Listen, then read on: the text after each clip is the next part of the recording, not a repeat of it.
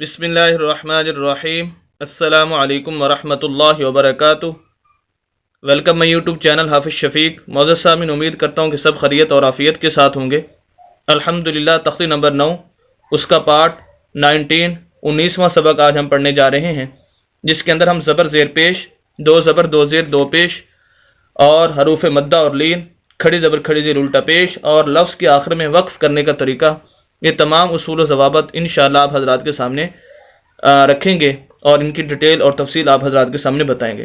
ہمارا مقصد چند الفاظ پڑھنا نہیں ہوتا، بلکہ ان الفاظ سے نکلنے والے اصول و ضوابط اور قوانین اور تجویدی اصول آپ حضرات کے سامنے ذکر کرنا ہوتے ہیں، تاکہ آپ ان اصولوں کو، ان تجویدی قوانین کو مد نظر رکھ کر قرآن مجید کی صحیح طریقے سے تلاوت کر سکیں۔ آئیے آج کا سبق شروع کرتے ہیں۔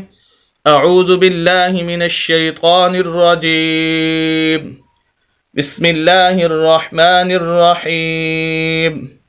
واو پیش و، جیم پیش واو جو، وجو، ہا دو پیش ہن، وجوہن۔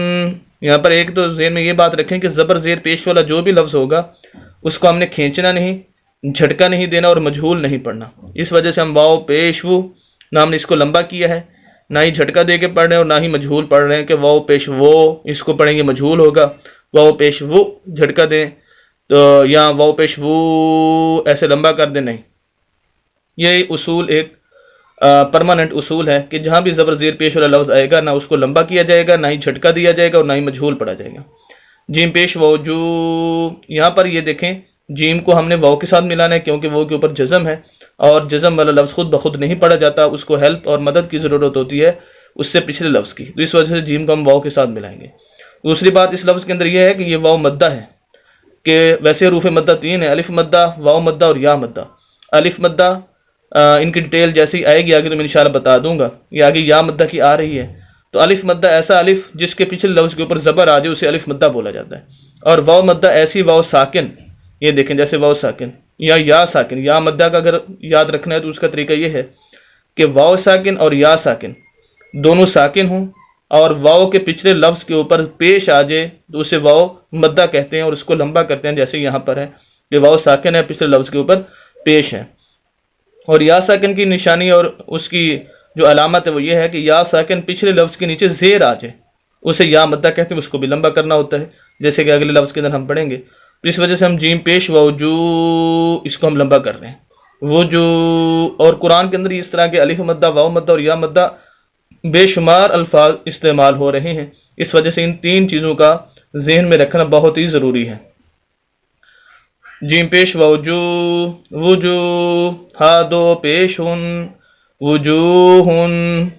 اگر یہاں پر ہم وقف کریں یعنی سانس توڑ دیں اور آواز روکنا چاہیں، اس طرح کا قرآن کے اندر لفظ آ جائے اور ہم نے سانس توڑنا ہو، آخری لفظ یہی ہو، ہا ہو، اور اس کے اوپر اس طرح دو پیش ہوں، تو وقف کرنے کا طریقہ یہ ہے کہ اس کی جو دو زبر دو زیر دو پیش یا زبر زیر پیش جو بھی حرکات اوپر نیچے اس کے ہیں وہ ختم کر دیں گے، اور آخری حرف جو ہا ہے یا آخری لفظ جو بھی ہے اس کو ساکن کر دیں گے، اس کو ساکن کر دیں گے تو وقف ہو جائے گا، اور جب ساکن کریں گے تو اس کی حرکات ختم ہو جائیں گی۔ جیسے یہ واو ساکن ہے، اس پر کوئی حرکت نہیں ہے بلکہ خود اس کے اوپر جزم ہے، زبر زیر پیش نہیں آ سکتی اب اس کے اوپر۔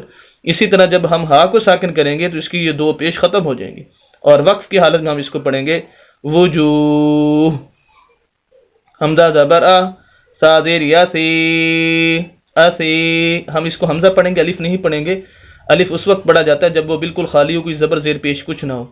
اور یہاں پر دیکھیں سا کو یا کے ساتھ ملا رہے ہیں، جس کی تفصیل پیچھے بتا چکا ہوں، اور یہ یا مدہ ہے کہ ایسی یا ساکن جس کے پچھلے لفظ کے نیچے زیر آ جائے، ہم اس کو لمبا کریں گے۔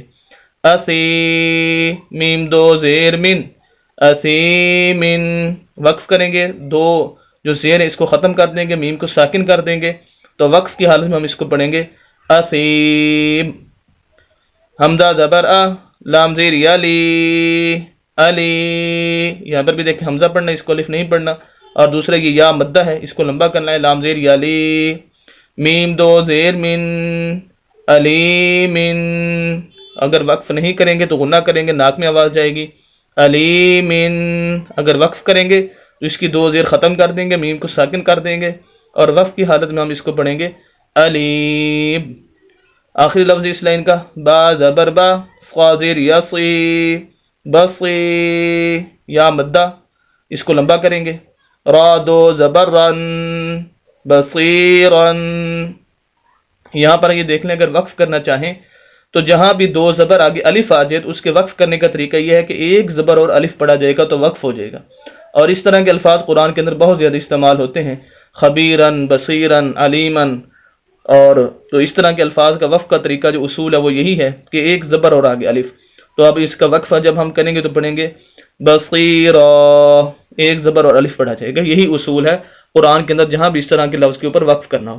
امید کرتا ہوں کہ اصول و ضوابط اور تجویدی اصول آپ حضرات کو بخوبی سمجھ آ چکے ہوں گے۔